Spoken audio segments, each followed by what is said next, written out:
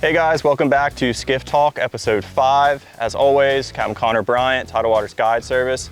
We're here in Wilmington, North Carolina with Captain Ethan with Stellar Angler Guide Service. Captain Ethan's gonna show us his fleet of skiffs that he has behind him. This is a pretty sick looking driveway with this lineup. Oh yeah. Yeah, we got it covered from shallow water to big water. We can take any of it in these skiffs. Awesome. So let's start with the Maverick. Yeah, so this is my Maverick HPX-T. Bought this in like 2018. Skiff Shop got their hands on it 2 years ago, redid the non-skid and other little things. But the boat is 16.1 and weighs roughly around like 725 pounds, somewhere in that range. Great for shallow, skinny water. Yes, with the tunnel hull design, this boat really, sets itself apart from other boats. With the big concave at the bottom, and that prop just sitting about level with the bottom of the boat. It's like you just levitate across the water. Have you measured how, with the T and that being a tunnel, what's just skinniest you've been able to run on plane? Through like dry mud, so Get to the hard to get places. Yeah, but if you hit sand, you know what I mean? Like I'm always cautious when I'm going through sand, so maybe like 6 to 8 inches. But if it's through mud, if it's soft, we can get through it. So this is the front hatch. It doesn't have the most storage. We have our gas tank right under us here. You can access it here. But yeah, we got life jackets, nets, ropes, towels, everything just goes into there. Well, these deep gutters, I'm assuming this is probably a pretty dry compartment. It is very dry, very dry. Awesome. And what's the fuel capacity on this boat? I think it's like 10 gallons, 10 or 12 gallons. Okay. So again, keep it light. Yeah, super light, super shallow. This is one of those boats that, a lot of Texas guys are sought out for is, running those large, shallow flats. And this thing is just one of those beasts of a skiff. So, and with your boat for a jump seat, you've switched to a Yeti with the podium console? Yep, I have the Yeti here, and then I had C-Deck do a whole trim for me so I don't screw up my non-skid in here. So it sits on there flush, and it doesn't bounce around much. Usually when we're in this boat, we're fishing really shallow water, so we're not facing anything too, built up wave-wise. You have your access for your console under there. Is that? Yep, we got access under here for all that, batteries, Powerpole, your mounts and stuff are in there. But that's something that Maverick struggled with early on in their boats, is they stuffed all their wires into these tiny little, center consoles, which I've had to go through multiple times and weed out all those wires that were in there, and we've got it pretty clean in there now. But we've brought it up a few times with other guides on these series, is people don't think about the importance of being able to access, and it's always like the little wires and stuff that you need for your gauges and stuff that go out first, and you don't appreciate having like an access port like that until one of those wires go out and you have to like pull a console off to get to a wire. So yes, those are super convenient. Yep, definitely is. And then back of the boat, I got a C-Deck up top to help with the feet, when you're pulling around all day. And then of course the T-bore push-pull caddy. Can't work without it. That's one of those things that if you're pulling along, you've got a guest that hooks up to just slide the Powerpole or the push-pull into that. It makes everything so much easier. Another big, thing that I cannot work without is the Powerpole. Here in Carolina, we have a lot of wind, we have a lot of current, it's always blowing, the boat's always moving. So up top there, I have controls for my Powerpole. So when I'm pulling along, I need to stop abruptly, I can just double tap up there, Powerpole deploys. That's convenient. Very convenient. And it's so easy to work like that. So with this skiff being powered by the 70, what kind of speeds are you seeing? So this boat's not for speed. We're probably seeing like 30 to 32 in this.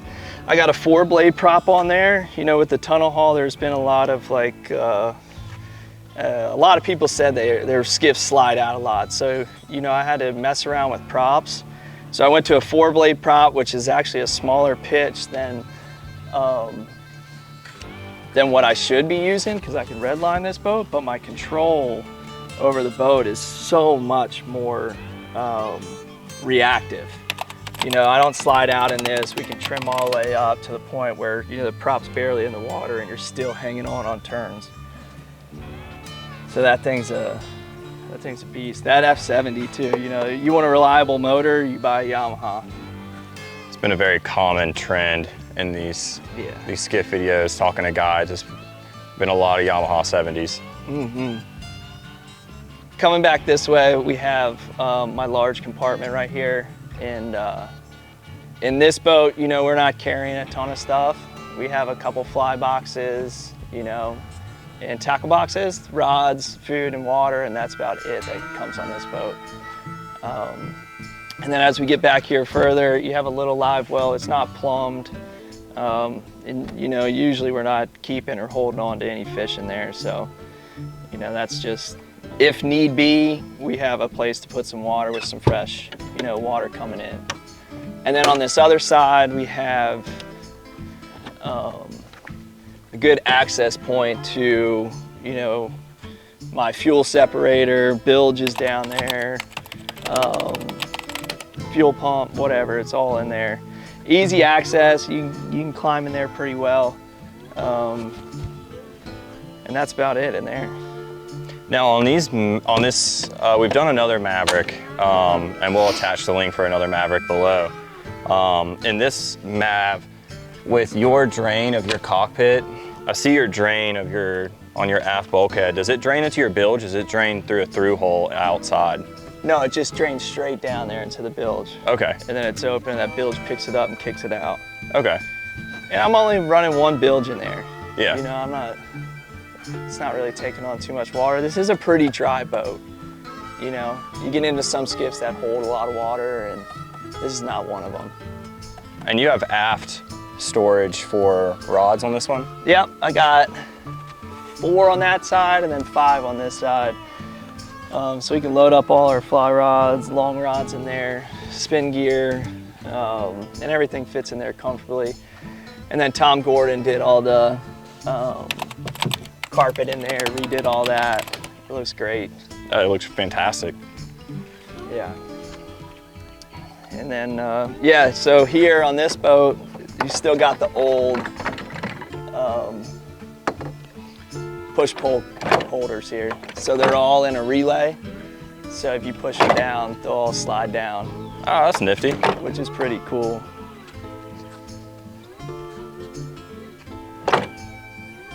So let's talk about the tunnel on this boat. This is the first tunnel skiff we've done so far. This tunnel, the ones that are around our area in Charleston, there's only a few. This looks like this is a huge tunnel, so I can definitely see the draw on it. What are your thoughts on the tunnels? I love them. I'll always have a tunnel boat living in Carolina and fishing in the shallows here. It really sets me apart from where I can get to and other people can't get to. But yeah, so the tunnel haul design, it runs all the way up this boat. So when you bring the prop down and say you're trimmed up, that prop is about level with the bottom of the boat. And that's how you can run it, which is so impressive. So basically you're just levitating, water shooting through the tunnel and coming to the prop, which is allowing that prop to spin and not cavitate. But it's just one of those boats that, you know, I'm not scared to push it to go into anywhere. You know, and spending enough time here and fishing here long enough, I know what I can do and can't do, but you know, if it's a get out or stay for 6 hours and we got to cross, you know, straight mud, we'll trim up and hit it, you know, and know that it will perform, we won't bog out. Have you noticed a difference polling wise with the tunnel compared to not a tunnel, or not really? Not really, the profile's so low. I don't really feel much of a difference. Like that boat, it glides a little bit better, but we'll get into that. But yeah, it's a good boat to push around. It's not too heavy. And the wind really doesn't catch it because the profile is so low. So when this boat sits in the water, you know, it's maybe 6, 8 inches out of the water in the rear end. You know, it's a super low profile boat.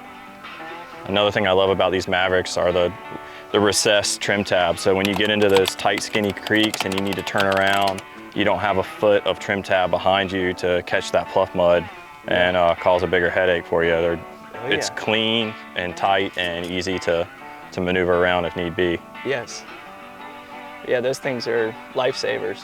Trim down and, you know, throttle down, get out of those tight spots, you know.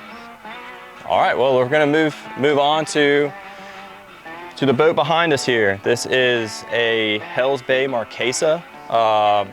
We were talking before we started filming, this is a really unique Marquesa because this is actually a side console Marquesa, which you don't see many of. You can see the draw to why the side console would be awesome. Huge cockpit layout. Captain, let's talk about the Marquesa. Yeah, so the Marquesa, this is, I got this about 2 years ago and I've just fallen in love with it. You know, this boat with the big V on the bottom here, it cuts through, you know, chop like butter. It's smooth. It's very stable, you know, as being an 18-1 in length. It's a very stable boat. 2 people can fish up front. And the space, you know, the space that you get with the side console. We run a beanbag chair in here, a big Yeti cooler, tons of rods in here, and we're comfortable all day long. So Captain Ethan, on the bow of your boat, are these these eyelashes you put on here? Here we go. Some guys don't love them, but no, what they are, they're here to make or to catch fly line. So when you get into windy conditions, you have these that'll wrap up the fly line so the fly line doesn't fall in. You know, we fish a lot of areas where it's big and open. So, you know, helping manage fly line is the way to success. You know, if your angler can stay organized, then you can find success. And I just found out that these help pretty good. I had a tow rail on there before and then took that off and laced it up with these. And, you know, I like them, but clients do kick them off all the time though, so you gotta have extras. Yeah, oh yeah. Absolutely. What trolling motor are you running on this boat? This is the Terova, 24 volt. And I think it's a beast. That, you know, we use it in deeper water, you know, in rivers.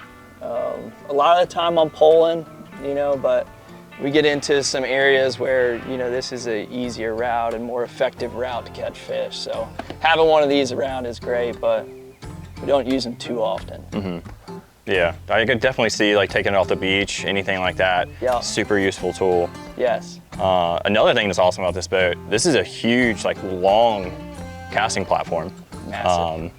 This is the second boat we've done with a casting platform. We've had a lineup of stools, so it's cool to have a little bit of diversity with having these platforms back on because they're extremely common and I see why. Yeah.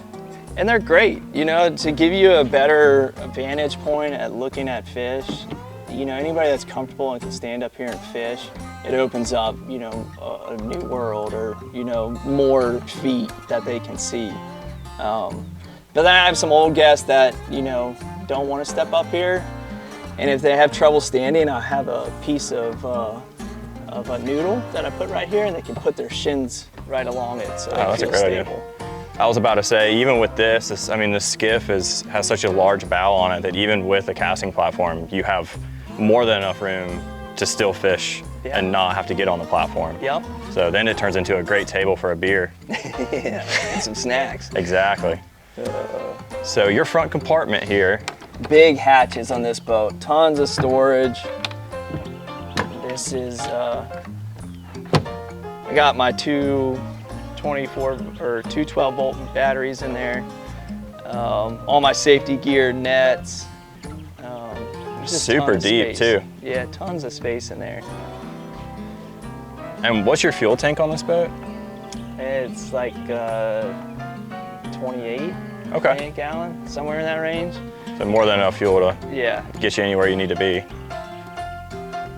Yeah. And then Hell's Bay has the idea that, you know, your fuel sticks are pieces of wood. You slide them in there, and it's the most accurate way to get a gauge on how much fuel that you have in your vessel. The fuel stick doesn't lie. Yeah, which, you know, when I first bought it, I was like that's their fuel gauge, you know, a wooden stick, but it is very accurate. It doesn't fall. And if you are going to take big runs or, you know, go somewhere where it's just going to be you or not many people are going to be out there, to know exactly how much fuel you have is, you know, the key to staying safe and keeping everybody safe at that point. These hangers are a really good idea too, because the ones that come on these boats, they pop off a lot. Yes. So that's a great and affordable idea. Very easy, simple. Yeah. I just needed something to hold it up. I had those old clamps on there too, and 2 of them gave out. And I was like, just hold my wooden stick up there. Just gotta have some stick support. It's all about stickers support, boys. So yeah, as we get into, you know, the cockpit of this boat, it's massive. You got sea deck down here too, which is awesome. It really helps, you know, if you're on the water every day, to have the extra cushion and support. It's awesome, and it's very easy to clean. You know, you think like if you get blood on this, it'd be a pain, you know, to clean up, but it really is not. And one thing that's unique of the Hell's Bays we've done so far, we were discussing this, you have aft-facing rod as storage as well as forward-facing rod storage. So in the event you do have that angler and you need to switch real quick, Yeah. You know, those aft-facing rod storage is something that, especially as guides, you don't really think about how important it is until you are coaching that person on that bow, and sometimes you got just a minute to switch a rod out real fast and get back in those fish. So those are really, really convenient. They are, yeah. Extremely wide gunnels. Extremely. It's a very stable boat. So here we have big hatches in this boat, which is awesome, because in the other boat, you know, we don't have a lot of storage. And in here you could pack, you know, a pack and play and a cooler and another human being in these. And these open all the way up to the sponson, so it just makes them gigantic. Yeah, and then you got your, you know, batteries here that control the console there. And then this side has all my wires in it. So you open this up. Wires, Powerpole. Yeah, so it makes everything easy. You blow a fuse, it's right here on this side. Easy access. And then in here, we got our Livewell, a plumb Livewell. It's a huge live well. It's massive, which is awesome for what we do off the beaches. So yeah, you got all that. And then of course the backrest. The best part about a skiff is if it has a backrest. You got a backrest, you're riding around comfortable. You know, not spending a whole day slunched over, which is very nice. I didn't get that until like my 4th year of guiding, so now I feel spoiled. It's all about comfort. It's all about comfort, man. So let's talk about the difference between, this is obviously a much larger power pole compared to the Mavericks. I'm assuming you went with the larger one on this boat because this boat is going to need a little bit more water to float in, right? Yeah, so the whole point of this boat was to fish deeper water, bigger water. You know, in the tunnel haul it does really well in the shallows, but you know, once you get into bigger water, that boat can be a little bit, you know, tough to be in. So I rigged this out to be a deeper water boat. So you got an 8-foot power pole on it, which, you know, helps us fish ledges, anything deep, you know, current flow, which is a great addition. You know, I'd love to have 2 on here, because there is one thing about a power pole is whichever the way the wind is blowing and the tide is moving, that bow is just gonna sway. So to have 2 would be great, but it's just overkill when you're, you know, a poling guide. Yeah. But to set up on a bank and have 2 power poles down where you want to fish would be nice. But you know what I do is I put the power pole down and stand up on the tower and push the power pole to the direction that I want the bow and hold it for my anglers to make casts. Okay, yeah. So, you know, you have these tools on the boat that help you, you know, get to these fish and stalk these fish, you know. So if you use your tools correctly, you know, they help tremendously. Or they could be a huge pain if they don't work. Yeah, yes. Like every other thing in the boat world. Yep. So let's talk about gasket. Yeah, exactly. So this is the biggest motor we've done on Skiff Talk by far. So let's talk about this 115 on this boat. What kind of speeds are you seeing? So this boat will hit up to like 52. That's the fastest we ever got it. Which is great. You know, when you're in a tough situation, you're covering a lot of water. Like through the summer and fall, I'll spend, you know, a day running 60 miles. So to have, you know, the fuel efficiency of the Yamaha, as well as, oh, it's gonna turn up, we need to get out of here quick, and we got miles to cover, you know, to really get it up and go. And that's the nice thing about the Marquesa is when you get into rougher water, you know, you don't have to slow down. You can still run 40, 45 through chop. You know, if the spacing between the waves is a little bit, you know, longer period, you will have to slow down some, but, you know, it cuts right through tight chop, which is, you know, great for, you know, anybody that likes to fish bigger water, you know. Well, I know in y'all's area, you have a lot of like skinny area, but then you also have a lot of open water area to get to that skinny water area. Yeah. So yeah, I definitely see the draw in it. Yeah. What does this boat draft? So I'm not gonna say it's, you know, like 6 inches or whatever, but it does float very shallow. So in between that, like 6 to 8, you know, you eliminate a lot of weight out of the center console there, or taking the center console out and moving to a side console. So, you know, running wise, I'm not running this, you know, any shallower than like 1.8 feet. That's my number. That's what I see on the screen, and I say, all right, that's enough. You know, this isn't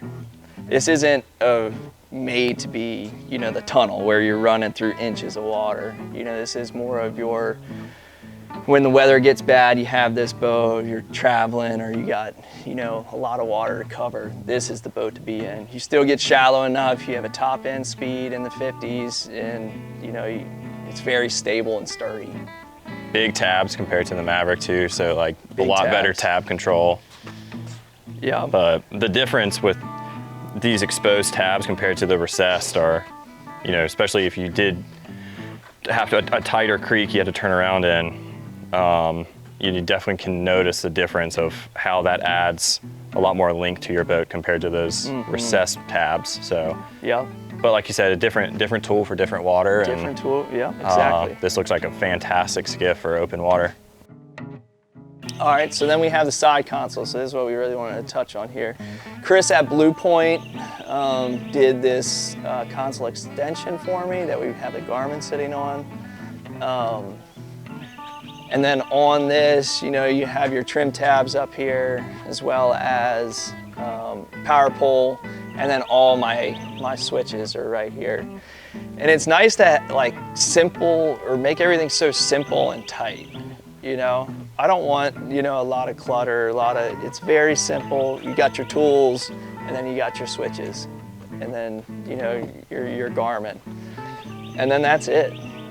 All right, guys, I think that's gonna be it for the Marquesa. Again, as always, if you have any questions for Captain Ethan about his Marquesa or his Maverick HPX-T, drop them in the comments below. If you have any other skiffs that you'd like us to do a walkthrough on, again, drop those in the comments below.